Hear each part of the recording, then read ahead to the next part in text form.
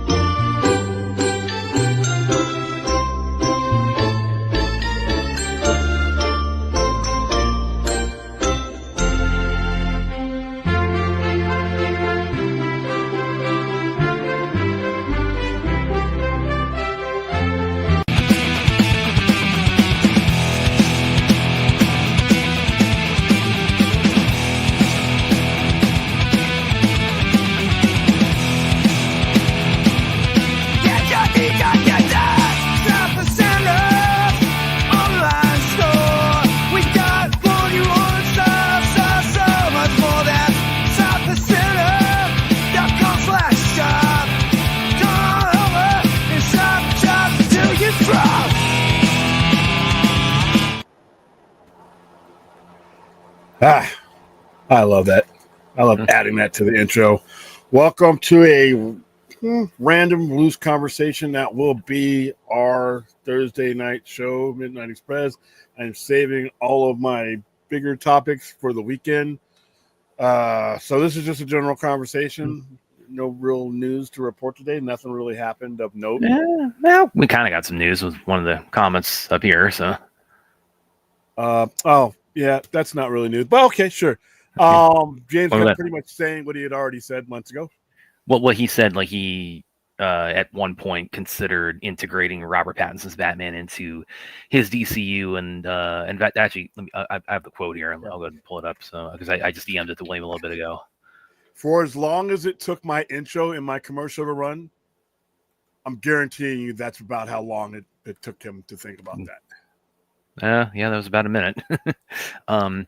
So James Gunn, and this is like I think it was Matt or that Horowitz or Josh Horowitz fellow that Gunn was talking to, and he said, yeah, at one point he considered that, and the quote is, "But I'm committed to telling telling stories in the DCU and Elseworld stories. I want the freedom to tell Elseworld stories." Yeah, and like I said, before we get carried away, whenever you're approaching something, you consider everything. There's a difference between considering something and ever taking that something seriously. I don't think this is, to be honest with you, was ever something he took seriously as a serious consideration. When you approach something and you're just coming into a situation and you're inheriting things here and there, you know, obviously you're going to do an inventory. What do you have? What can you use? What lines up with what you have? And I guarantee you, in fact, I'm going to cut that in half. My intro lasts about a total of a minute between the commercial and the thing. I'm gonna guess, and if I get the chance to ever interview him, I'm gonna ask him exactly how seriously did you take this, and how long did you think about it. I'm gonna wait. I think also I'd 30 seconds. Good. Well, I'd be curious, like not only that, but like at what phase of everything did this. Did that consideration come about? Like, was it when he first got the job? Was it when he was in a year into it? Was it? I'm gonna think that it's when he first got the job, and if he got the job if he said yes to the job at 12 p.m. on any given day, by 12:01, 12:02. I don't think this was ever a serious consideration. I'm pretty sure he thought about it out loud, because that's what you do. You entertain everything. You don't automatically exclude everything. You think about it. Now the next question is, how seriously was this ever a thought? And I don't think it was, but personally. So I don't think it's news, simply because anybody who's managing anything is going to do that. But I think once again, it's also good news too. If you're of proponents of wanting the whole pie in terms of DC, in terms of like what the mainline universe coming up and Elseworld stuff like the Batman, or like other stuff that could be in Elseworlds. I think because he sounded pretty emphatic in that quote, saying I mean that part of it, I want the freedom to tell Elseworld stories. Not to toot my own horn, but we were talking about that a year ago, is that Elseworlds gives him a freedom of liability to entertain other creative avenues without compromising his own story. And not only does that mean other stories, other people making those stories. Like, he can say yes, to somebody coming along that doesn't want their story to be part of some big enchilada, but wants to tell a Superman story, wants to tell a Batman story, wants to tell a Wonder Woman story. So, like I said, we were saying this a year ago. I always thought that he was going to delve into this, simply because it didn't make any sense not to. Now he's just stating it, which is cool. But once again, he never said he wasn't going to do a lot of that stuff. So I am glad that he's finally giving structured interviews, because it's cleansing the bullshit that a lot of people have put in the place of actual facts. Yeah, I will say it's like, even though again, there's still a lot of ambiguity and a lot of questions, a lot of stuff to lie ahead with the DC and what he's got coming up. It's like, I will say that, like, in the lead up to Creature Commandos and probably the last month or so, I do feel like the stuff he said in the press and just the general kind of aura of it has felt a lot less adversarial. And I don't mean like from his end. I mean just it's felt like the tenor of it within the general DC fandom and within like a lot of commentary, right? It's felt a lot less confrontational and adversarial and a lot less bitter, and it feels like, okay. Well, that's because fandoms are getting over themselves. It's the story, the story is being presented now, and the context is being presented. And when when you're sitting around waiting, when there's nothing going on, you do stupid shit. We got the show coming up too. We got the podcast coming up. The news of that definitely brought a smile to our faces. Yeah, the adversarial thing, 90% of it came from just general people, just not even general people, just certain segments of fandom. Most of the nonsense is coming from the fandom. So I can't really, like I said, all I can ask of the organization is to put your voice forward and let the chips fall where they may. So I think it's loosened up because we actually have something to talk about, and we are actually hearing from people that should be talking, and hopefully now you as a fan have a decision-making process. Are you going to listen to some random dude? Or are you going to listen to the company that's producing the stuff? Well, and the fact that we've also now finally seen a product of this universe. I mean, however, much, I mean, even though it's 2 episodes and it's, in the grand scheme of things, it's only a drop in the bucket, but still the fact that we've seen something to come out of this and gotten some kind of temperature and some kind of appetizer of what it is. Again, that gives us something to chew on and talk about. That's actually tangible in a way that, is not, 6 months leading up to Creature Commandos, like, okay, this is going to happen, and then Superman's going to do this, and then Lanterns is going to do this, et cetera, et cetera. Now we've got a morsel, but it's still more than we had. Do not expect what we saw last night to be representative of anything going forward other than Creature Commandos, though. It may give you a glimpse like what we saw last night with like the little post scene and all that. Yeah. But as far as tone, tenor, story, I don't think this is what we could expect from them. I don't think it's possible to for the DCU to be painted in the type of light we saw last night. Yeah, this, like I said, to me, this is non-news because it was never ever going to happen. It was never going to happen. Well, it could happen. It just it would happen if it happened. It would happen without Matt Reeves, which means it would never happen. Yeah, you would never get funding for it. You would never. You would go to people, hey, let's fund it, and without Matt Reeves, that project dies. Yeah. I don't, like I said, just hearing him talk. Once again, did it come up on the table? Of course it does. You can't, once again, it's to what degree was it ever, a thing? And I don't think it ever was. I don't think it definitely wasn't a thing for Matt Reeves. We'll put it this way. Now, this is what James Gunn's saying about all that. How much of a thing do you think it may have at any point been for David Zaslav? It may have been a thing for him, but once he named James Gunn, because David Zaslav doesn't have a fucking clue about a comic book. You could roll a comic book on him, roll a comic book up and smack him over the forehead with it. He probably still wouldn't know what the comic book is. Once he hired James Gunn, and here's the thing, for better or for worse, once he hired James Gunn, he stepped away from that process. And that's where that would have ended. David Zaslav wouldn't have known, like I said, his left shoe from a comic book character, other than maybe 2 or 3 of them. But once he knows the Trinity, and that's about it.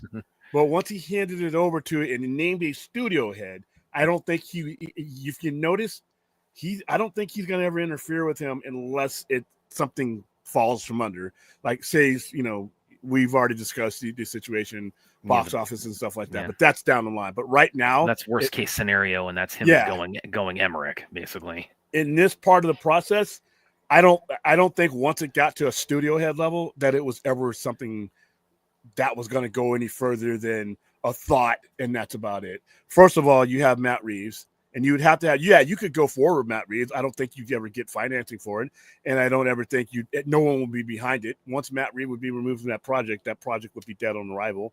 And I don't think James Gunn, once again, his mind to me doesn't seem to want to exclude anything. Well, now wait. He doesn't seem to have a singular frame of mind when it comes to these IPs. Now, when you, because I mean, actually, maybe to ask you about this for a little while, because you've made that point, quite a few times on the show, and I'm just kind of curious. I mean, and now maybe this might relate to kind of his history with Troma that you have a lot more familiarity with than I do, but I'm just curious, like, when you kind of, when you say James Gunn, like his mindset as an executive, as a comic book filmmaker, is that's he thinks more outside the box in terms of possibility than the kind of the standard studios. What makes you think that? I'm just asking. Because when you hear him talk, when you hear him operate, when you hear him talk about certain IPs, even ones that he's not working on, and when you see how his conversations goes, nothing about his conversations or his modus operandi seems exclusionary. Nothing about what he says and the ideas that he comes up with seems singular to the point where, because we're doing this, everything else is exclusionary. He just doesn't seem to think that way. And to be honest with you, a comic book fan, a hardcore comic book fan, doesn't think that way. We don't think that way. We look at these IPs differently than a moviegoer does. And that's the thing, is that newer fans and moviegoers are different from old school hardcore fans. They're not any lesser or anything. It's just a different mindset. When we look at Superman, like we were talking about last night with the theme, when we look at Superman as an IP as a whole, and we don't count anything out and we don't segment things. A newer fan or a moviegoer fan has a territorial mindset about it. I don't think James Gunn is the latter. I think James Gunn looks at this as a broad scape that is all, he has access to all of it. And when you hear him talk in the terminology he uses, even today, he sees this thing as a broad tapestry set that he has access to, and he's not really afraid to use it, that's the guy you want here and now. Well, and of course, I'm sure we'll kind of circle back to all that, because teasing everybody with like your breakdown of my recent article relating to all this on Fortress of Solitude. But Forces of Solitude, editors, Yeah. Brad stole my shit. All right, let's just put that out there right now. Jared, if you're watching, it's like Jared. My name's William Powell. William Powell, Sci-Fi Center, right above it between us. He didn't, but I'm okay with it. There's no conflict. I'm okay. He gave me no mention in all that. He wrote like a Bible, and nowhere in that Bible. Nowhere in that Bible is me, but that's fine. I think we know. Did you get the chance to read through the whole thing yet? Yeah, I read through the whole thing. Okay, so I'm ready. I'm ready for Friday. And like I said, I'm getting in the context of what I can add to it, other than the actual topic that was stolen. I'm going to add more to my topic, and we'll have fun. Well, listen, I think you should be used to having ideas stolen between that and James Gunn's podcast. No, the thing. Nobody steals bad ideas. Listen, nobody takes bad ideas. So. In all seriousness, it's like the thesis we're going to talk about because Williams made a roughly similar point on the show quite a few times, and again, it was ironically enough a Twitter kind of exchange I had relating to Superman and Lois that kind of triggered that in my mind and sort of sent me down that rabbit hole. And Williams said, "Yeah, I wrote a Bible because I tend to, especially on these kind of topics, I tend to I think one of my weaknesses as a writer is I tend to not know when to stop. I tend to once I get going, everything just pours out of me. And this was longer than it ended up being. I trimmed a lot of fat out of this. So, oh my God, okay, holy good Lord. Here's the thing though. The most important aspect to take out of this though is prior to James Gunn getting the position, anybody else that would have gotten that position, had it been Dan Lin, had it been any, a couple other people that would have Todd Phil, any of those guys, I think we would still be talking about absolution as far as well, this is what we're working on. Everything else has to go type of mentality. But when it comes, since you got this particular person who understands, who grew up in the era of Crisis of Infinite Earth, who grew up in the era of Elseworlds and things like that, he understands the pros and cons of multiplicities and things like that. Whereas anybody else, Dan Lin's not a comic book guy. Dan Lin's just a regular exec. There's a lot of people, even though Todd Phillips was he was asked about it, he's not. He did a comic book movie. And he's not James Gunn. And when we say they're not comic book guys, that's not a diss. They're not like James Gunn is like on my level of comic book guy. James Gunn walks through comic book stores, and he's not just doing that just to, hey, I'm working on a comic book movie. James Gunn's been walking through comic book stores since Trauma days. There's pictures of James Gunn with brown hair reading comic books. So when did his hair turn white? It's like he started dyeing it. He started dyeing it earlier on. I don't know when it actually naturally turned white. But that dude bleaches his hair and dyes his hair. It doesn't matter. He still gets hot chicks. Well, he's got the white beard too. So yeah, he's 58, 57 years old. So he's not a kid.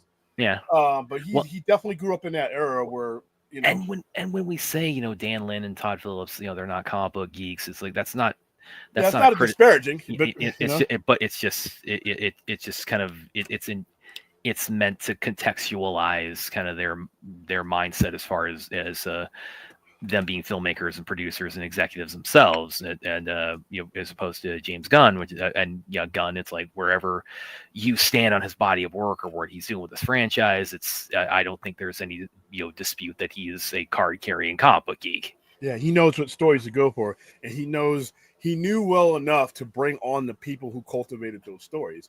He had Tom King as an advisor on the Supergirl project, and he knows, he watches these comic book shows. He didn't get Damon Lindelof by accident. He watched Watchmen. So this is like I said, they got the right guy.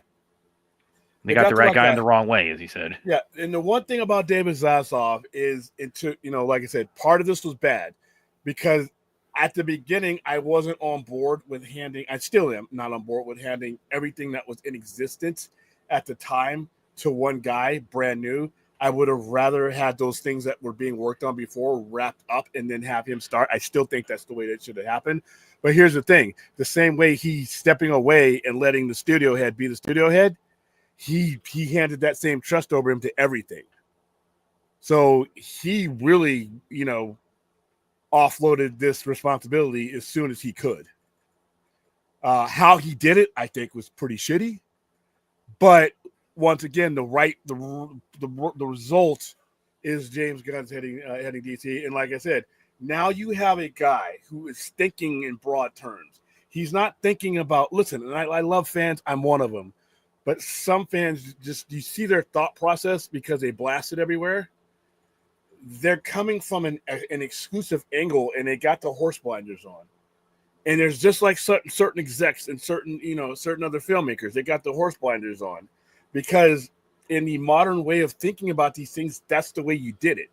Marvel did that to you because Marvel has only ever presented you one thing on this scale.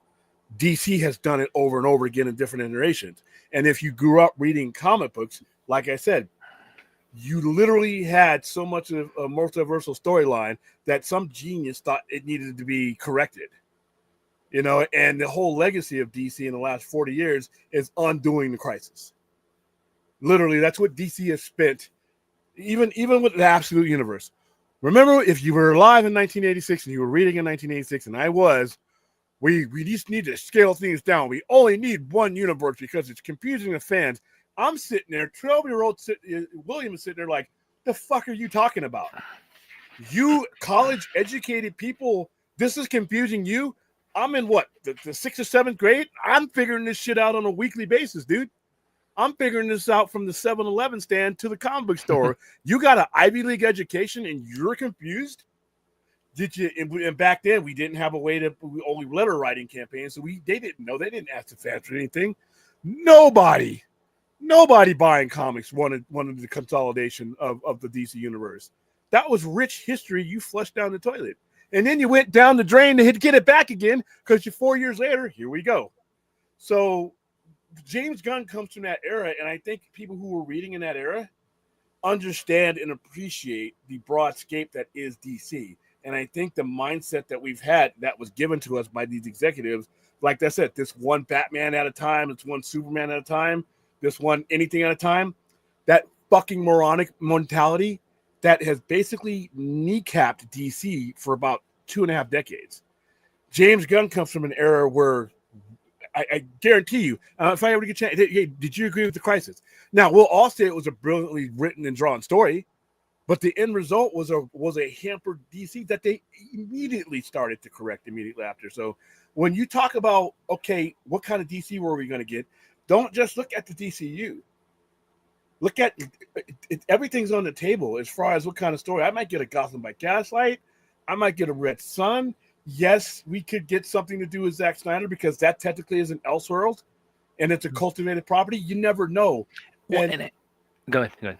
And like I said, I hope people that the more he talks and the more we get this information out there, and if it comes to fruition, I hope people kind of like let shit happen. You know what I mean? And that's something that's also got out of my mind too. And I'll probably go back more into this on the Saturday show. But do you think maybe there's also, as far as like the decisions he's made so far, and like the, without relitigating, I was going Antonio Anzonigi, without going to relitigating too much of the previous year's administrations, do you think maybe part of his thought process may have been along the lines of, it's not so much that we need like a fresh start in terms of like we just blow it all up, but it's more like this needs to be paused long enough for everybody to kind of cool down, and then we can revisit it at some point. What I think James Gunn was thinking is, if you come in and when you're doing the inventory that I was talking about, you're looking at a disjointed mess. You're looking at a disjointed mess because, to be honest with you, we haven't had any Zack Snyder stuff since in a big screen since 2017. Now, in between that, we have a lot of stuff. We just have a lot of disjointed stuff. Yeah. So I think what his mindset is, and I'm not speaking for James Gunn, but I'm just judging from what I'm seeing, is where's our baseline at? Where's our baseline to even contrast these things? Because I can't tell you an interesting Elseworld story unless I have the contrast. Something for it to be Elseworlds too. Yeah. That's why Absolute Batman works, because we know what Batman is in our universe. So I think what it is like, let me give you a baseline and give you a couple of steps in that baseline. Let's get used to that baseline. And then as we establish ourselves, when we get that identity, these other things outside of it have value now because of the contrast. He's built us. He's built an audience, and now once you built the audience, once you built that trust, now we can start. Once you, like I said, if you're a chef or you're making my burger every day, shut up because I know you're about to say something stupid. If you're making my meal every day, Good call. Right, and I'm eating the same thing. I got my chef salad. You make it for me every day, right? And that's what I'm used to, right? The trusted meal. Me and you are good on that. And Thursday, you come out and say, hey, William, you know what? I got this new thing I want you to try. I'm going to trust you because you know what? You've been treating me right. You've strung me along. You fed me right. I trust you now. So I think that's what has to happen when it comes to the DCU. I think he's got to get the trust of the audience. And I think he's got to get the trust of his upper executives. And I think once he does that, we'll be in a good place. That's fair. That's fair because that has been part of my thinking, or my again, everybody's trying to decode everything he's doing and saying. I know.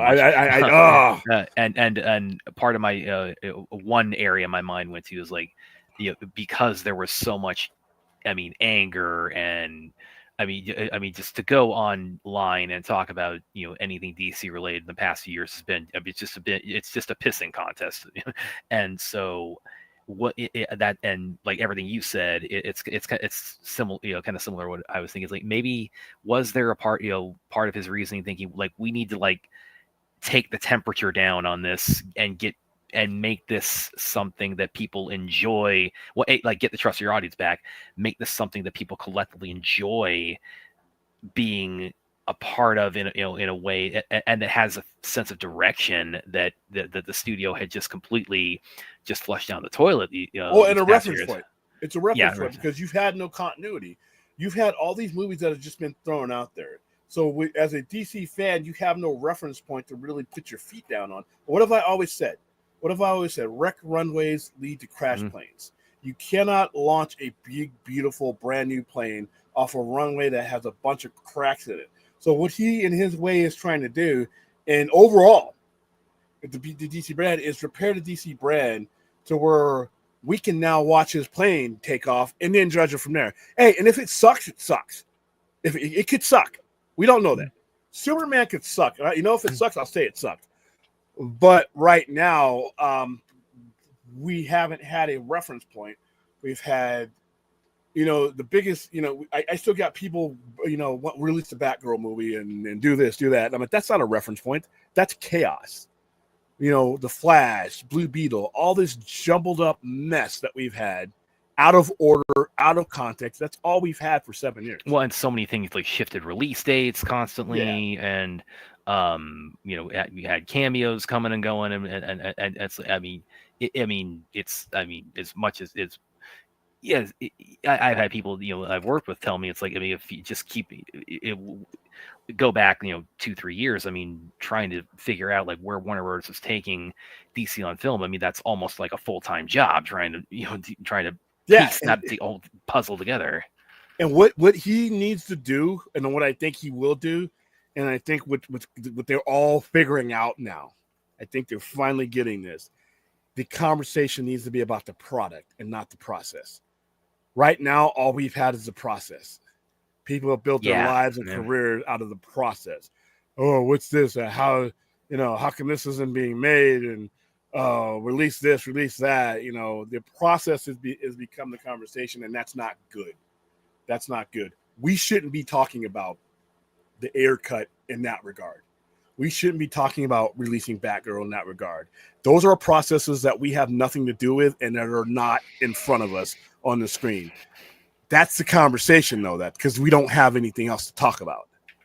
If we have something to talk about, if you give me a kick-ass Superman movie and a cool Batman movie and some, a Green Lantern show, we'll still talk about other stuff, but it's in the context of, it's side stuff now. And if that stuff takes off, I think come 2016, that's a year from now. That's after 2026. You mean? Oh yeah, after 2026. Yeah, I still think the only real business shot you get is the 10th anniversary of that. But after Superman is out there, Creature Commandos is done. Maybe Peacemaker if he has stable footing. Then I go take a look and see where this Arab cut, does it fit into what I'm doing since I'm using some of the same characters, or is this an Elseworlds story? How do we establish Elseworlds? Is Elseworlds things that we resolve, things that weren't resolved before, and we create things? We're still developing that part of the identity. And I think that's the process, though. I think we'll be in a better place when we were talking about what we were talking about last night. We were talking about the product last night. And I think that was a much more fun conversation. And you know what else DC related? I was constantly talking about the product and not the process. Was Superman and Lois. That was always. Well, yeah, but here's the thing, though. The process seeped in because we're talking about ending things on a fourth season. That is true, but that also wasn't like a constant like thing in the backdrop of the show. No, but unfortunately, though, I just, like I said, I feel that if I did have a time machine on the Sci-Fi Center, and we don't, I would take Superman and Lois to season 4, not the first 3 seasons, because that's a mixed bag. I'm taking season 4 back in time with me to these people, especially the greedy ones that are just trying to. You're taking it back what to 01 or what? No, I'm talking to 06. Actually, you know what? Before Smallville. Yeah, let's go before Smallville, because if there's anything I could do to save society, it will be to save them from Smallville. So I'm going to take Superman and Lois and be like, hey, Smallville guys, what's that? Is that your pad? What's this say? Smallville on? Hey, let me throw this shit away. Give this to your dog and let him chew on it. I got this right here. Look, dude, this is going to blow your fucking mind. I'm going to show him that scene where he reveals himself. And I'm like, scene's so awesome. This scene is better. This thing that your dog is eating right now, I hope he just barfs it up so you can't even regurgitate it anymore. That scene is going to be better than the entirety of what you're about to write. I'm not even going to give you, I'm going to step back into my TARDIS. I'm going to give you this scene. I'm going to get back in my TARDIS. I'm going to come back here. I'm not going to give you any context. I'm just going to let you sit and watch the quality of that scene, the majestic nature of that scene. And I want you to cleanse your mind of the shit you're about to do, because this is where, and if you were able to start, if we're talking Superman and Lois level stuff back in either 01 or 06, when the Arrowverse and all that started to just basically get out of control and get going, I'm telling you, the CW, actually the WB might not even have to merge with CW, but if they did, the CW is a powerhouse that wags the dog. It would have been the focal point before the movies, because remember, all that's established before we have these have some of the movies that we have now. So can you imagine if your starting point is Superman and Lois season 4 level, where you would be today? Conversation's completely different. Conversation's completely different. But I don't have a time machine, and there you go. Well, we also have control over our comments, so without pointing out anybody specifically, listen. You know who you are in the comments. If you got a problem with the topic we're discussing, you're free to you check out other YouTubers, man. It's like I don't know why this vexes you so much. Who are we talking about? I don't want to. Donovan, listen, I'm happy to see you here, Donovan. I'm happy to see you here because that tells me you're watching the show, because I've seen you comments in other places where I don't think you're always watching the show, homie. And so that's all I'm asking, is that you watch the show. If we're gonna have commentary going back and forth, that you're at least watching the show. That's all. That's all. DCEU, it did have continuity from 2013 to around 2017. That's 4 years of continuity. After that, it got it back in 21. Yeah, for a little bit, and then. But what James Gunn is doing though is trying to establish an unbroken continuity, and he's gonna have to. Well, and see, I don't know if because I sent you that picture comparison. I DM'd you that too. Do you want to say that for Saturday night? Yes, because that's gonna be on a thumbnail. Okay. I'm definitely using in the thumbnail. Okay, yeah. So yeah, everybody wondering, it's like, it was relating to Creature Commandos, and it'll be kind of relate to the Saturday night topics. So I wouldn't say never. Close enough. Donovan, if it, why does it bother you that people want this? What? I don't understand. If you think it's never What was that? happening, then why do you have to pop in the comments and constantly tell people it's never happening? Once again, 2016, 2026, I'd say it happened. If it, but hold on. And here's the thing, though. If when it comes to James Gunn, don't doubt anything. I think we're gonna learn that. I'm telling you, this guy's mind is not like an other filmmakers and other. He's an executive now, but he's not. Oh, I thought my point thing went purple. It was a TV screen. He's not that kind of executive. He's not closed-minded. He's the right guy. He's not closed-minded. So I doubt it along with you. But and another thing that I don't doubt, the only shot you're ever going to have at this Batman Beyond live action is with James Gunn at the helm. If you're ever going to, that's the epitome of Elseworlds. That's but I don't think any other exec would greenlight it. So no, I don't mind having them in there. Again, it's like I think I've said. And here's the thing, though. There's a term I will ban, guys. I don't like his term. Donovan Martin and anybody else. Nobody has any right to tell anybody to move on from anything. Now, well, and why don't you take your own advice too? Listen, you're more than welcome to hang around in the chat unless you're Boga or anything else. I don't see that right now. But once again, no one has a right or credibility to tell anybody to move on from anything. I'm not a big hashtag guy, but if other people want to do it, I have no right to tell you not to.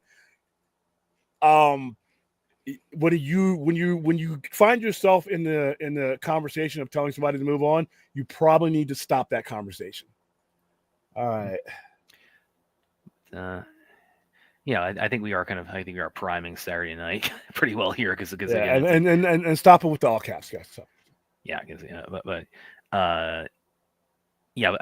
I did want to ask you if we wanted to go into that side by side comparison, image. Again, I'm keeping it vague for everybody, but that's but I ran something by William earlier. I thought, oh, this is kind of interesting, and what this could hint to. It pertains to some stuff that was seen in Creature Commandos last night, and I want to wait till after tomorrow or today when we see if they reference it. The podcast, yeah, because we may have a lot more information. That's why tonight's such a blank night. Yeah. Because once they might give us some information that we're like, because I missed that. I missed that last night. They had to tell us in the chat that shit was even existing.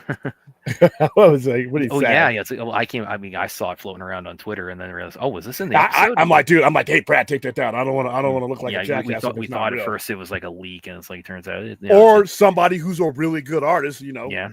But it really, it's like, I mean, you have to definitely be paying attention to the episode because it's on for that long. So 2301. Question, William and Brad have. Did you comment? Do you see Taylor Huckman in the DCU? What character? I don't do the fan casting thing, but I could see him as just about anything. You mean other than Superman? I presume, because I really love his Superman. I mean, I could see him as Bruce Wayne. I mean, I could see him as anything. That's I mean, you could see what he could bring to the other side of the world's finest. That'd be kind of intriguing. Imagine if that happened. It's like you the first actor to play Superman and Batman in live action. That'd be kind of cool, actually. Yeah. Actually, no. Oh, technically, Ben Affleck. Oh, yeah, but he was playing. Yeah, he was playing George Reeves playing Superman. But it's like that's the closest thing we have to that currently. But it is still kind of cool though. It's like what was that he did that in? What movie was that from? Where he played George Reeves? Hollywoodland. Yeah, something like that. Where he plays and he's playing George Reeves, as Superman, and it's actually that scene is actually based on a real story that happened with George Reeves, where this kid followed the show. He was pointing a gun at him and said, "Oh, I'm gonna I want to show everybody that you're really invincible like Superman." And he said, "Well, listen, if you shoot me, like the bullet might bounce off, and like fly towards somebody else and hit them." So that's a real story that happened with George Reeves. Can Grant Gustin get a regular movie roles? Oh, I don't know. What has he been doing lately? I really don't know him other than The Flash. Well, he was on Glee prior to that. Okay, so yeah, I'm sorry, guys. I mean, he might just be, he did the show for 9 years, so he might even just be like, feeling like taking a sabbatical for a little while. I mean, he's got royalty. He definitely has royalty money. So, Oh hell yeah! I mean, he doesn't. And and the con circuit. I mean, it's like, come on, it's like, I mean, he's going to do that for like time immemorial. So he's Here's what I'm going to disagree with you on this one. Okay, I'm going to read this. I correct myself. I mean, consistent. I'm gonna say content. I'm not sure what you mean with regards to DCU over Man of Steel, BBS, Wonder Woman, Aquaman, JL. That's when it started going off track, and the audience spoke right there. Okay, that is 100% true. Because once we started getting into the movies like the JL 2017 and Harley Quinn and the Disorganized, Fantabulous, What the Fuck, and all these other ones, and then Aquaman 2, and then, things like that. This I will agree with because, once we got it, well, I call it the substitute era. Well, and it was also not just that, but also it was the lack of direction era, because it's like these movies are they're ostensibly taking place in a connected universe, but it's like they're not feeding into a larger story the way that from like it was the lead up from Man of Steel to what the movie that eventually became Zack Snyder's Justice League. Those all they were links in a chain, and and then when we had in the substitute era, as William calls it, that's not to say you didn't have I mean, we had DC movies I loved that come out during that. I loved the original Shazam movie. But these things, they were so isolated from each other because we were getting headless cameos and just no like overarching larger story or any kind of like real. They weren't heading towards any kind of big payoff. They weren't heading for like a big event. So and that's what killed their momentum. I will repeat this 1,000 times. You can have the talking raccoon and the talking tree because of the credibility you built with the A-listers and everybody around it. If you walk into the office with step 1, minute 1 as the talking raccoon and the talking tree, then you're going to get laughed out of that office. See, what Marvel did is like I said, they did their B and C's were in support of their A's, and their A's turned around in support of their B's and C's. What DC did was in lieu of instead of Superman, Batman, they wanted you to not think about them while it was like, hey, look over here, don't look over here, and that's a bad way to do things. And I'm well, it's also it's I mean, you talk about like you having the wrong people for the job, and that's when you have executives who are not connected to this IP and this universe and set of characters on any kind of personal level or any way that that resonates with them as as on a storytelling level. It's just a gig for them. It's it's just okay. It pays well, and it's like I can get like an executive notch in my belt, and that's with something like this. That's not the right headspace or motivation to enter into the sphere with. It's not. See, with Kevin Feige was an executive, but he was an executive that started at the ground level when all this was started. Yeah. So that's why he was a unique individual. Where James he's an absolute fanboy, just like him. He didn't. I don't know. He's a fanboy, but I think James Gunn's a different fanboy. I just because I know when I talk to comic book fans, I can feel it. I can feel it. What kind of fan you are, and what kind of vision you have just from us talking to each other. And he's that guy. He's that guy you love to come through your door, and because the conversation, you're going to be better for the conversation you have. And I think James Gunn not being an executive helps with that. Now we got Safran. Well, he's invisible. He's on the finance side. He's he's not. James Gunn is going to drive the ship. But yeah, I think that for the first time, DC has a comic, and people bring up Jeff Johns. Jeff Johns is a comic book writer more so than he is a fan. I'm pretty sure at some level Jeff Johns is a fan, but not in the broad scape that James Gunn is. James Gunn would still be reading comics whether he was writing them or doing the movies or not. Yeah. He just seems like that kind of guy. He would have been at that store or a store like it, regardless to what kind of industry he was in. I don't think he goes to the comic stores to look for inspiration because he's already read it. I believe he read Superman or Supergirl, Woman of Tomorrow. I believe he read Swamp Thing. I believe he read all these things. I think the thing also that Gunn has kind of really made clear is that he's, as far as like his own DC or Marvel fandom, is that he's a fan who's like very like he's really deep in the weeds as far as like the I mean, he's starting this out. You know, his first again with Marvel, he's taking a team that the average comic book reader at the time, nobody knew who the hell the Guardians were, and he's starting this franchise out with, again, nobody prior to the show knew who Creature, and it's a very obscure book, as Guardians was. So he's not just a fan, but he's also a fan who's like, he's very, very deeply entrenched within these worlds in terms of his familiarity with even just the most obscure of the characters. So I think I'm biased towards him because we're both Generation Xers. So we were exposed to the same eras of comics. Like, I'm inspired by what I read growing up at this roughly the same. He's older than me, but we are still in the same wheelhouse. He would have been, if I'm 12, he's 18, 19 years old. We're both hanging out at the comic book store. He would have been the guy that like I told you before, when I would go to the comic store on Saturday, there was a group of us. That store opened up at 11, closed at 6. We were there that whole time, and sitting around the table talking about hours on end. Sometimes some people would go. Sometimes it was like a bar. It was like a bar except no alcohol. James Gunn would have been that nerd there with us. He would have been the older nerd there with us, and that's what I can feel from him now. I can feel their appreciation for things that a basic moviegoer just wouldn't have the grasp on, and I'm glad he's there. I'm really glad. I hate how we got here. I understand you guys. I hate. Absolutely hate how we got here. And even still, I'm still, like I said, I'm at the edge of the pool, ready to jump in, but I got to make sure that there's water there. But I can understand. I hate how we got here, and I hope he brings us to a point to where we can look at everything that we've experienced and everything that we've invested our time in the last 10, 15 years positively. So who knows? Droga. Can you DM? I saw something float around about this, but I don't know exactly. Can you DM this to me, or can you put it in the chat? Because I'm not.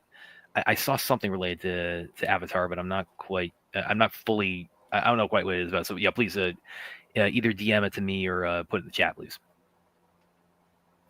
Who's the comic book destroyer? He's talking about Jeff Johns. Oh, well, yeah. Actually, be honest with you, as a comic book nerd, when he is writing and he has a boss that and an editor that is strong enough to say, no, go back and do this over again, or no, you can't do that. Jeff Johns is tremendously talented. The problem with Jeff Johns is a lot of people only experienced him when he was in realms that he had no business in. He's not a filmmaker. He is not studio personnel. And he should have never been in that position to fuck things up like that. And when it comes to when all the stuff that he did at DC, I blame poor DC Comics leadership at the time, because nobody stepped in and said, no, you are not going to just, derail everything that's going on in the DC universe just for your storyline. The same way they stepped in with Watchmen Doomsday Clock. Somebody said no, that it took them years, but somebody said, no, Jeff, you are not going to use Doctor, and I know he was going to do it. You are not going to use. God, no. It's. I think it's pretty undeniable when you read.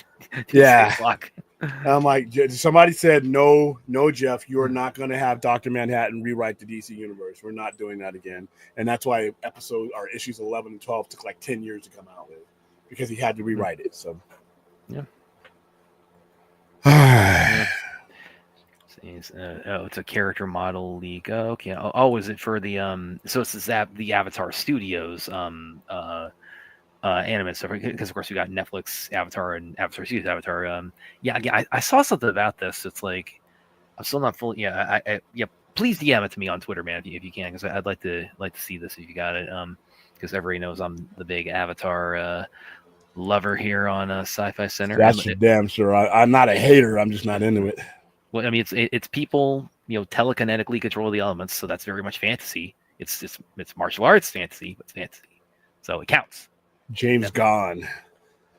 James Gunn, I know what you meant, Antonio. I'm the king of typos. I get you. James Gunn is 58. He's 12 years older than me, so yeah, he was a teenager when the stuff that I think influenced. And like I said, he is 8 years older than me, so like I said, this was the older guy. Because you would have different age groups. You would have the 10 to 12-year-olds, the 14, 15 years old, and you'd have that one 16, 17, 18-year-old, right? A lot of times we were going, in the same schools. We were, brothers.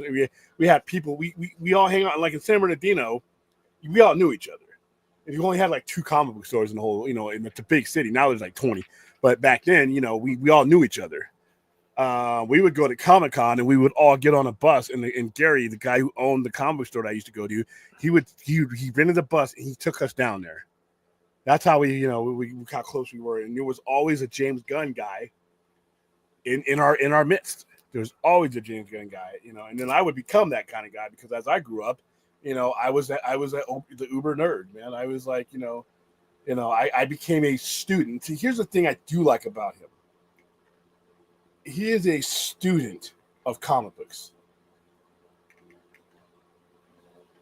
When it comes to Kevin Feige, who's like, is like a god in his realm, he is a student of how comic book IPs can be applied to movies, and he's an expert at it. He's a wizard at it.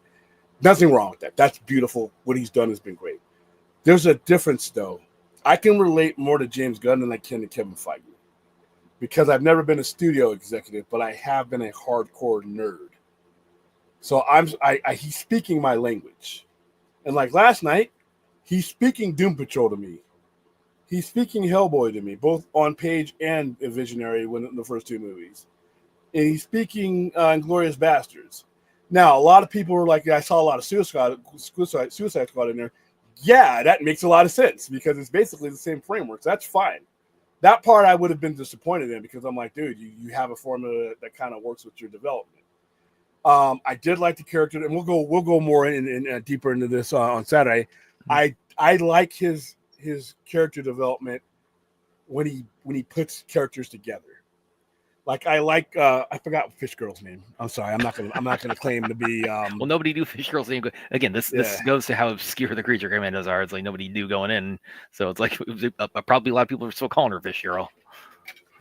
But her and the Bride's connection, I think, is going to evolve into something that where, the Bride doesn't give a fuck. She's she's in her own head, and I think it's gonna be you're gonna see her become closer to Fish Girl to the point where her dying would actually she's gonna save her and they're gonna grow together.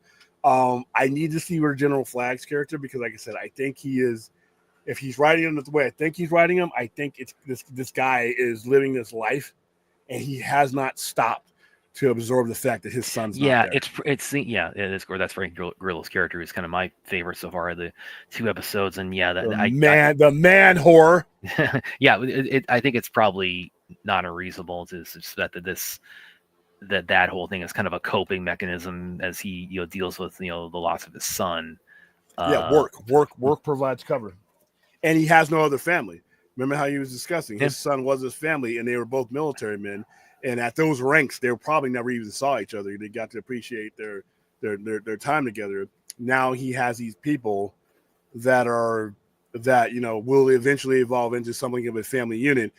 Just like when you saw Junior, they didn't have a lot of time.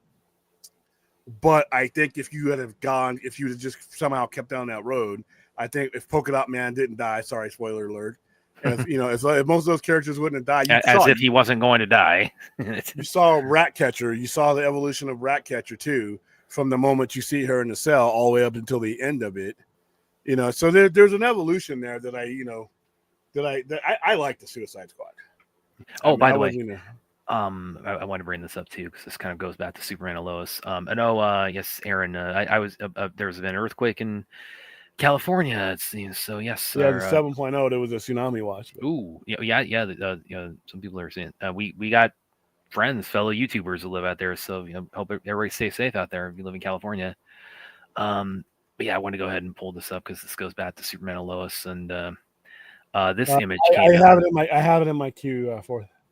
This image has been released of a costume test that Wole Parks did of the comics accurate steel suit, which this thing looks freaking awesome. So, which we of course we only finally kind of saw him in the. He's wearing the mech suit, the flying suit throughout the whole show. We only finally saw him, in the comics accurate version with S shield and the cape, and in the final episode. And of course I really love his John's role on the show, and I'm probably gonna write something on this. This is just. I mean, it's I think we Okay, can all. just I think please we get can this all off the agree. screen. I think we can all Please agree get it's this an off up. the We screen. can all agree it's an upgrade from Shaq's suit. The character, there's no such thing as a good steal. Just stop. No, there's a great steal, and he's on Superman and Lois. Whatever. Okay. So, Anyway, yeah. Aaron. Well, yeah, he is older. He is older. That's Rick Flag Senior, by the way. That's not Yeah, the Rick Flag that we saw on the Suicide Joel Squad. Kinnaman, yeah. He's dead. Yeah. This is his father, Yeah, well, General Flag. and Frank himself, he's almost 60, so this is definitely not age range. But well, I think, but going back to this image, I think it also goes back to like what you're saying in terms of like the urgency and the kind of how much they prioritize on the CW Superman and Lois, from a production value standpoint. The fact they really put a lot of care, and just to, making the show feel very cinematic and very, and very polished, and the suits were always just so on point. The Superman suit. I've written a few things on this. I may have something on this coming up later.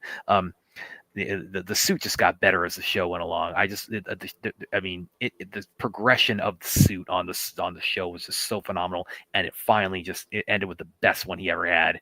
With the season 4 suit, and then you add something like this. It's like they were. It does really make my mind go to like if they had gotten those other 3 seasons they wanted to do.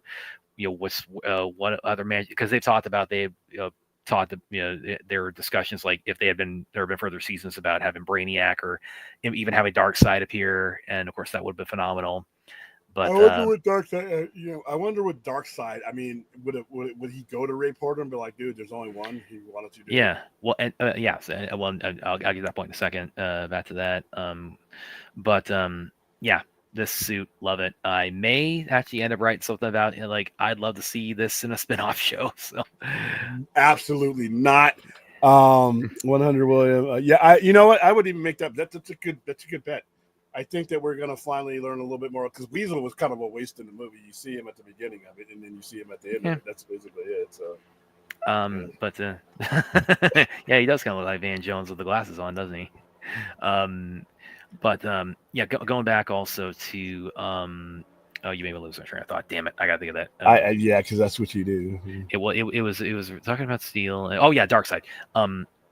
So and I think I've asked this before on here, but again, you talk about like how much in the weeds Gunn is in terms of like his comic book fandom, and of course, canonically in DC lore. I mean, we got the multiverse, we've got Elseworlds, we've got different versions of everybody living on different Earths throughout the multiverse. But Apocalypse and New Genesis, those are different. The New Gods. There's only one of all of them. There's only one Darkseid. There's only one. There's only one Granny Goodness. There's only one Calabac. There's only one Orion. There's only one of all those characters from New Genesis and Apocalypse. And so, does Gunn strike you as the kind of guy who would say, "I want to take that side of DC and like transplant it into the into the movie and TV world where it's like there is one Darkseid and he runs throughout all of it." Way down the line, years down the line. Yeah, and I'm not saying like do it tomorrow, but I'm just saying like it would. You think that would be his overall philosophy when it comes to Darkseid, the New Gods? Possibly. You think so? As you develop the establishment of what worlds we're in and what the fourth world is, because like I said, right now I don't see him touching the fourth world for 10 years. If he's there that long, it's just a matter of. Depending on how you want to use a fourth world. Do you want to use fourth world characters? Because you can use a lot of fourth world characters and not reach Darkseid or in Genesis or High Lords. And it goes to what I was saying earlier about there maybe some of his mindset wasn't so much to. Of course, this would be awesome. If this ends up being the case, but his mindset was not so much to this kind of just hit the blow it up button or the cancel button on everything preceding it, but just maybe there's so much just bad blood around this due to circumstances around these and the process out, being more prominent than the movies themselves. This needs to have a chance to cool down, and this needs to have something that can contrast it in a way that makes it, I can Elseworlds this kind of thing. That may have been his mindset of like this needs to not so much be ended, but needs to be paused or postponed or kind of put on ice long enough that it feels fresh. If he ever gets a chance to pull it out again. That, and it would have to work in the context of his story. Like, say for instance, you're building up to, say for instance, he did want to make, 7 years from now, he did want to make Darkseid his main villain. So now, depending on how he writes it, okay, if we establish, if he goes full comic book nerd Darkseid, now we're talking about there's only one, and if you've ever seen the one, that's the only one you see. Now he could go a couple different directions. He can create his own. But he could be doing kind of a cool thing and say, okay, this is how I justify the acknowledgement of other universes on that scale, because we know, us comic book nerds know, that Apocalypse and New Genesis sit outside of all multiverses. That's why it's so hard to get there. It should not be easy to get to, to one or the other. You boom, to all that stuff. It's not supposed to be easy. So as we get, further in, to a threat, because Darkseid canonically is a threat to all of existence, not just any. I mean, there's a reason why when he says all of existence shall be mine, that's not a empty threat on his part. You could have a small portion of it happen in his DCU that carries over to something that would happen in the remnants of the DCU, but strictly as an Elseworld. I mean, it doesn't. Like I said, when I say this guy's mind works differently, all the stuff that people are like, well, they're not going to do this and that. James Gunn's mind doesn't appear to work that way. It doesn't appear that James Gunn is ever going to embrace a one whatever at a time anything. He just said, I want to free to do Elseworlds. Our generation thinks that's bullshit, unless you're John Campion. Our generation looks at that one thing at a time is absolute nonsense. And I think he's demonstrated so far that I can see that everything's on the table. Some stuff I may not like. Shit, maybe he will say let's release. Oh, he can't release Batgirl, but let's do Jan and Gleek in the fucking monkey. Let's do that. I could see him doing that. It would be silly. But hell, but if he is diversifying the plate, then I'm like, you know what? I'll take the good with the bad. I'll take the good with the bad. Aaron, it's interesting you say this because I was actually just talking to one of my editors. Okay, what are we doing here, guys? It was actually when Leo had pulled this up, one of my articles, because why are you guys messing up my night I am also contributing now. The Reign of Superman story. I am now, of course, contributing. That's another of the outlets I'm contributing to now. That's supposed to be on your name, by the way. Oh yeah. I contribute now. Comicbook.com, Kung Fu Kingdom, and Fortress of Solitude. Those are my outlets I'm with right now. And I put this is one of the. I write a lot about Superman and Lois lately for Comic Book, and also Fortress of Solitude. And I did one breaking down, with the ending, how much longer Superman's powers lasted. So I'll go ahead and put that in the chat for you guys. You can give that a read if you want to. But I was when I pitched that one, I was talking to my editors about that, and he said, because of that, 32 year, he said, the show says, with the heart I got, I lived another 32 years before I passed away. And one of my editors, and my editor, he said, that opens up a lot where it's that's 32 years we haven't seen. So they could do things like, they could do tie-in comics, explain how much longer his, Superman still has powers before he retired.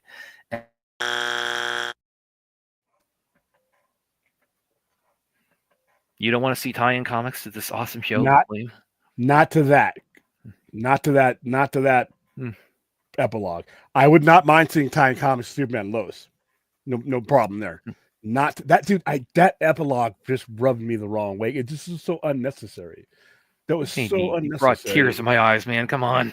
And that's fine. I mean, so does seeing animals get hurt on TV, but it doesn't mean that was appropriate. I just didn't think it was. You didn't need it. You just didn't need it. Right where they ended, and they all them flying together and all that stuff, even with Steel up there. That was cool. They could have found a way to fit all that in without that. I mean, but I just didn't like that. But let's make some. Don't make any Steel comics. No. Well, make Superman and Lois comics. Oh man, here's another one I'm planning to pitch for this. It's gonna put us at odds on air. It's because give Steel a spinoff show. No. Listen, go on social media. I'm not the only one asking for that now, especially after that costume image reveal that we just got. But we'll see. Let's see. Fourth ask isn't guns. Yeah, he apparently. And this is also plays into what That William's could saying be about. a problem. And that's what you're kind of saying about like Yeah. I'm close to wanting to jump in the pool, but I want to make sure there's water in it. Remember what I said? And I listen, guys, I've tried to be as consistent as possible when it comes to all this. I said this about a year ago to where it's like, okay, how do you expect me, given what I've invested in and been left empty-handed with, to jump all in with your thing when if it doesn't go as well as some hedge fund operator likes it to go and their stock dividends don't split, then he just goes away. Now I see something in the gunverse that I like, and now I once again for the second time in about 15 years I'm going to be left empty-handed and having to start over again. My time's too valuable. So as we get closer to this, and and I'm getting to the point where I'm like, okay, I could probably see me buying this. I still have that in the back of my head. Now, if you come out and say, this is James Gunn has these plans, and he says it's going to take them. This is his timeline. We're going to contract him to that. These movies are going to get made. These movies are going to get made now. Put right in certain things with the things where it's a 10-year with options and stuff like that. Like, so if Superman completely bombs and it sucks, right, and it's irredeemable, okay, yeah, we have an out and a cause. But if it goes and we're hitting certain trajectories, we start guaranteeing that full contract. But absent an absolute disaster, James Gunn is under contract with us for a while. Now I start thinking about buying in, because guess what? Not only could you have some hedge fund operator be like, you know what, that didn't make enough for me. I can't get spinners on my golf cart. You know what? Not only that, you could have a situation where David Zaslav rides off in the sunset, merger or not, and just retires because he's old. And another guy comes in, and if there's no contract, people are like, well, he's not going to do that. You hear the fanboy logic, but I'm like, fanboy logic and contract logic are two different things. If a new guy comes in and he has a different vision and James Gunn's not under contract, people just automatically assume that the new sheriff is just going to inherit a deputy. He may not. He may want to bring in his own personnel and redecorate the office completely. Now, here I am liking Creature Commandos. Maybe I like Superman. I'm definitely partial to loving anything Damon Lindelof does these days with superheroes. So now I've had all this laid out for me, but because James Gunn's not under contract, I there's a chance, albeit slim, that I wouldn't get those things. I mean, we're not going backwards in time. Nobody's getting any younger, and who has time to waste? That's still in the back of my head. It's still in the back of my head. So I'm hoping that, at some point somebody comes out and says, this guy, if you believe in James Gunn, then believe in him more than what? That his contract's almost up. And whenever you're like, if sports analogy, Mike McCarthy, you Cowboy fans, we don't know if that fool's going to be back. We don't know. He's on a lame duck. He's on a contract year. As a coach, you never want to go on a contract year because it puts stress on that current year that you're on. You don't know. You can't, if you're a college coach, you can't go out and recruit because the recruit's going to be like, hey, coach, you haven't been extended. You want me to commit, this amount of time, or if I'm a free agent, you want me to sign a contract, you want me to sign a 3-year contract, 4-year contract, and your contract ends this year.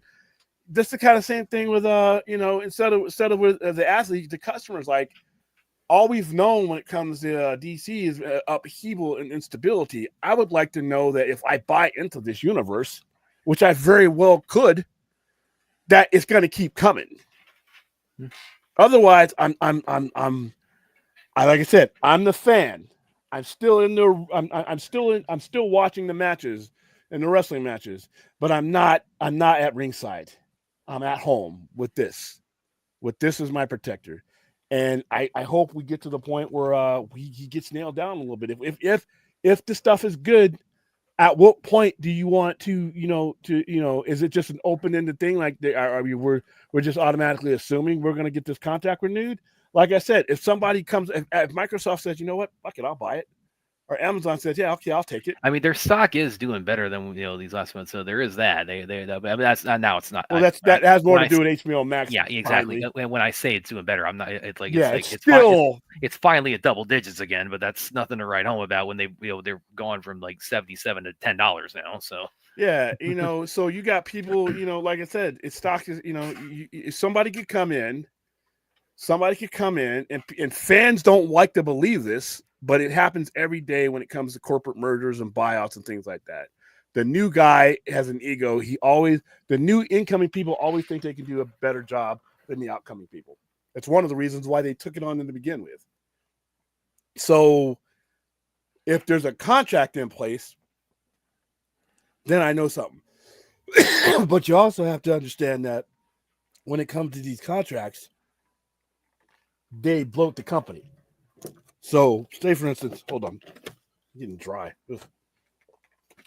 That means I'm done with my allergies. So, when it comes to, say for instance, the company is about to be sold, or David Zaslav's about to retire, and we know who the new incoming guys coming in, they may not necessarily want to saddle the incoming administration with someone they didn't pick. So there would have to be an agreement in place that, okay, we're keeping this guy.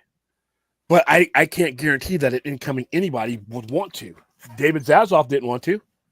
He flushed all those guys out.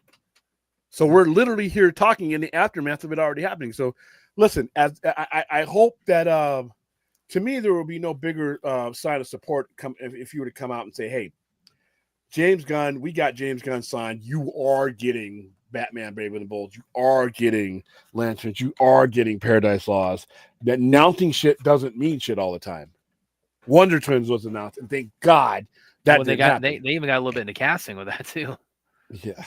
And I do feel bad for those actors. I mean, because it's like, because that's, because it's the same thing for like the Batgirl situation. It's like, what, even if you take the position like it shouldn't have happened to start with, it's like you're still talking. It's still actors getting swept up in like a really bad situation. See, this is a question that would be a real awkward question to ask because it's talking about their finances and stuff. But it's a relevant conversation. Like if he has an option for, is it a him option or is it a company option? Because if it's a company option, it can never happen. This was something that if I ever had a chance to ask him, and I can tell you, we'll go off record if you want, but as a fan, that I'm about to buy into you. I'm about to buy into your stuff. And if I like it, you're going to have me for years. Are you going to be there for years? Are there extenuating circumstances that could come in and I don't get, if I get Superman and I don't get Lanterns, I'm going to be pissed the fuck off. If I get Superman and it only makes $350 million, but it's a really good movie and it's something that we can build on, it's something that people convert to, but the hedge fund guys are like, ooh, no, and I don't get Lanterns, I'm gonna be red fucking hot. You are not gonna want to see that stream. That stream is gonna suck. So that's what I want. I want stability. And like I said, what I said, stability breeds cash. Continuity brings cash. If people can have expectations and know that you're going to follow through in anything that you're selling, any level of retail, grocery store, comic book store, movies, when you have proven that you are going to follow through and that you value your customers' time and investment, you're going to get people that are going to be like, you know what? I'm in. And that's what I'm waiting for. That's what I'm waiting for. I would say Rick Flag Sr. is probably early 60s. I'm gonna guess 57, 58. Yeah, so probably roughly in the late 50s to early 60s. Because basically Frank Grillo's like real life age. How old is Frank Grillo? He's about 59, I think. Ooh, yeah, he's that. And yeah, that dude's he's the body of a 29-year-old dude. A jacked 29-year-old. Hold on. And yeah, again, he's a real pleasure to talk to. Like I said, when I interviewed him about 3 years ago for Screen Rant, he again, I'd never talked to. I'll pull up the Zoom link.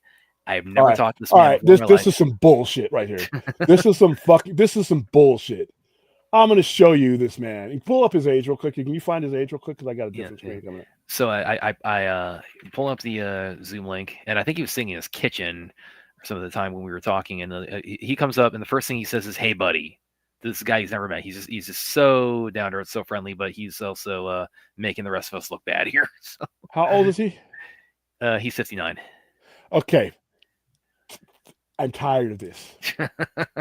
This is really demoralizing. Listen, he's an MMA fanboy. He's and he's made movies with the Raid dudes. Who cares? We All right. had the director on that. I am not gonna be on this show, and I don't ever want to see Brad on the show without his shirt on. Probably man flap. But anyway, But I am in very good shape. you in that shape? Not quite. Okay. Neither one of us in the presence of this should be like, no. We should be like, this isn't fair. This is fucked up. And he is 22 years older than me. It's like, I'm in pretty good shape, but I've never been that shredded. I want to Photoshop his head onto somebody else's body. This is how offensively. And what does he turn 60? He's got to be hitting 60. Yeah, his birthday is June 8th, 65. So he'll be turning 60 right before Superman comes out. So you look at that damn cartoon last night. That's him. Pretty much. That guy is getting hot chicks. That guy is getting 20-year-old chicks. If he wants to, if he's not married, if he's married, I don't know his minute. But that guy could walk into a club without his shirt on. If I'm him, I'm not putting on a shirt. If I'm him and I'm cut like that, I go into the bar no shirt. I don't care if you're sitting with your fiance or nothing. I go up to you and say, "Hey, babe, can I buy you a drink?" That's how jacked that guy is. That's how and the boyfriend, unless he looks like that, is going to be like, "Well, damn, I can't keep up." Well, maybe the engagement's off, babe. You can, that is obscene. Get this off my screen. Motherfuckers, man. Now James Gunn's the same age. Yeah. I don't think he's ripped up that way though. He's in good shape. You know who is also in that age range and really ripped is Zack Snyder. Yeah, because listen, when he what on social media when he doesn't post something related to like whatever project he has coming up, what else? What's a turkey and a graphic novel that splits up friendships. That's true too. But what other than that, what does he post on social media? He's in his garage, powerlifting, 800 pounds. What is with these old guys, man? Don't you know that there's guys out? Don't you think about me? What about me? Here, you want me to make my shirt tighter? I don't know. Your six pack, definitely, disagrees with all this. Oh, look at Frank Grillo's is putting that to shame. This is insane. But you know what? You take care of your body. You can. Well, again, famous people too. They got resources that we don't have. Looking like Mike, who wasn't afraid to show everything on that fight. I still can't believe it. Frank looks like, because again, he's like me. He's very enamored with martial arts and the MMA world. He looks like he could go into a UFC fight with that body. Yeah, that's what wasn't profitable. Something something wasn't profitable. Hey, Brad, do you have any laundry you need to watch? Okay, man. I don't need to even. I don't ever bring that. That's unsettling. I don't think. Well, it wasn't okay. So it's not about he hates animation, but Warner Brothers over the past maybe 20 some odd years, animation hasn't been a financial thing for them as far as like the investment. There's investment and return on investment, and the amount of money you have to spend on it and things like that versus the return you get on it just hasn't been there for longer than his regime. They should have been rethinking an animation back in the 90s. But once again, I got a feeling that when it comes to Looney Tunes and things like that, it's such a signature thing that you're expected to have at Warner Brothers that they kept it basically on that, legacy merit alone. Now you have a company that's been devalued by 30 some odd billion, 40 some odd billion. You have to start looking at the things that aren't a draw and you have to rethink them. So it's not that he hates animation. He's inherited a company. If the company was being ran right and these things were a draw, he wouldn't be there, because it would have probably never been up for sale and it probably wouldn't have even ended up in AT&T's hands. So he has to come in and look at the things that are bad investments. He has to use his write-offs and things strategically to get from under that. So it's not that he hates it. It just wasn't making any money. All right, Coyote versus Acme should have never been greenlit. And I know I'm going to piss some people off because every time I say something shouldn't happen, somebody says, "What do you mean it shouldn't happen?" Some fanboy with $0.0 leveraged on the investment is going to tell me, "You can't say that." Yes, I can. If you're not making any money in a certain division, you can't really justify the expense. And third-party people assess Coyote versus Acme and realize they couldn't make any money. Amazon, who buys everything, didn't see it as a worthy investment. Everybody tried to lowball Warner Brothers. They didn't even want. All Warner Brothers was asking was what they put into it. That's it. You guys can make the profit on that. People didn't even want to give them that. So I think the people that are running these companies that could have purchased it are probably a little bit more in the know than the people who are whining about things that didn't get released and animation this, animated that. The math just wasn't there for it. By the way, because I'm sorry to interject. This is something else I kind of wanted to mention because I got the Peacemaker season 1 Wikipedia up right now, and you're talking about like Gunn thinking more in a more comprehensive way with comic properties than last few. So, and as regards to the Justice League cameo in season 1, of course, again, that's I said the other night. It's like that. I am very attuned in season 2. Like, okay. You're telling that cameo, this all happened except that cameo, but there's going to be some kind of like explanation for why that is. Okay, I am zeroing in on that in season 2, but I could explain it away in 2 seconds. Well, I got you. Well, also that relates to what we're going to be talking about Saturday night too. But the part of this also read the part here where Warner Brothers later asked, and these were stand-ins, but I mean still you knew who they were. Later asked for Batman and Cyborg to be removed, which Gunn said may have been due to planned DCEU projects. And it's like, so obviously that's a Hamada edict, and it's like that we're talking about like this era cinematically was just had no direction. And it's like, you can't use these characters, or if you use them, you can only show them from the neck down, or they have to be in silhouette. And we can't have the whole league here, so it's like we got to have most of them obscured, and we can only get Momoa and Miller to actually appear. So. That definitely I think does speak. I think to what he's going to retcon. Yeah, I think that he's either going to diverge from it or it's going to be retconned altogether. You talked about like universe split, but just talking about like in terms of like leadership styles, that I think does speak to what you're saying, where it's like his thought process being different in the sense because it's like I'm sure if the option to have the entire proper Justice League cast, like everybody on camera, like Cavill, Affleck, everybody is like, if he could have made that happen, I'm sure he would have done that. Yeah, he was perfectly willing. Yeah, but it's the people he was working for were not perfectly willing. So yeah, now he's a studio head. Leave everything open. Real quick, also people had the right to be angry over YK. No, they didn't. Versus Acme because people put their heart and soul into it and got test grading of it and I felt like there was nothing. But yeah, none of those. Listen, those people got paid. Every single one of those people got paid. Up until John Cena, everybody got paid. Everybody got paid for that. As far as the people who are not part of the project being mad, once again, no one would have been talking about it until it got canned. And B, you're not the one spending the money on it. It's not your money being lost. It's not your job on the line being lost. So I don't think any of those people had a right to be mad. They can be mad, but the only people who would have had the right to be mad is somebody who paid for it and ended up losing money. See, everybody wants somebody to lose money when it's not their money. It's always easy to say, well, they should release this, and release that, release this, and release Batgirl, release that.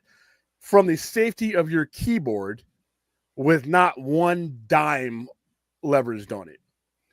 It's always cool to tell somebody to blow their money when it's not yours. So no, I don't think any of those people. You can be angry, but as far as having a right, I think the people who could have lost their ass on it had more of a right than anybody else. Well, no, I think that kind of covers everything for the. We got Grillo. Yeah. No, we don't. We don't. Grillo is that's a high bar to clear, man. But yeah, maybe, but you have to do it. You also can't be doing it while you're hemorrhaging money. You can't be. Why are you spending $70 million on it?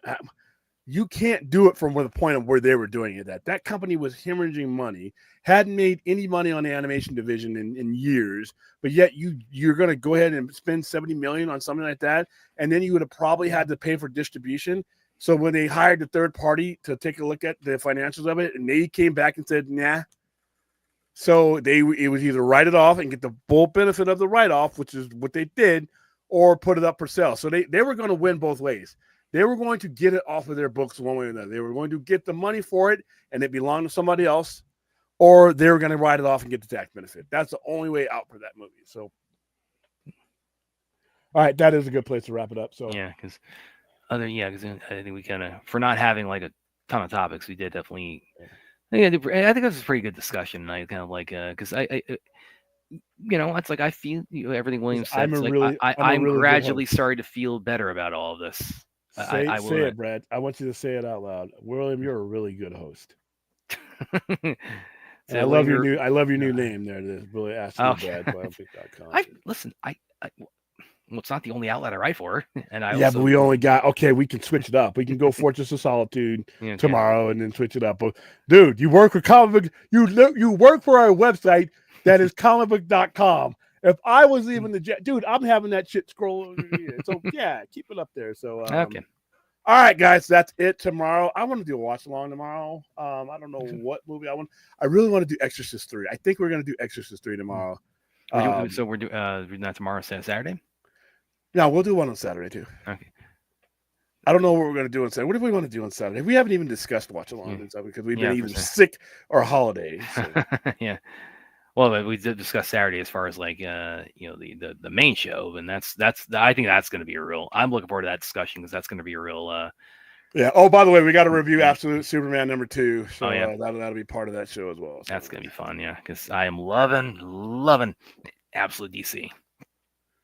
All right. Oh, and those of you who won, Larry, and I forgot who the other person is. I'll check the email. I need you guys to get me your addresses. I've received return emails. Give me your addresses so I can get you your Batman Noors to you. So, other than that, I'm going to get some food in me, and then I am going to. I got a long weekend ahead of us, so I will see you guys tomorrow. But don't look out for the notification, but I think I am going to do the Exorcist 3, which is the best of the Exorcist films tomorrow. And we'll figure out what we're going to be doing on Saturday more comprehensively, whether it's going to be single or double. But I will talk to you guys then for the Sci-Fi Center. Brad from comicbook.com, one of the many outlets that he works on. We will see you tomorrow with something. Maybe on the Vodka stream. Keep an eye out because I'm pretty sure we're all going to be talking about Creature Commando. So, and I'm going to do my best to not let Brad steal my spotlight if I'm able to make it. All right, guys. Plug my article on there too. Yeah, whatever. See you later. Try. You know what? We're not going to end the note on that. We're not going to end the note on Brad's misspelling of the word.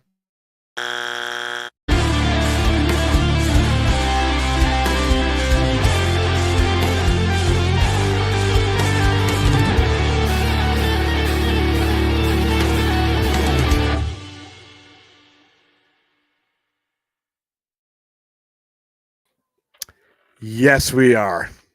And that better not be a shit show.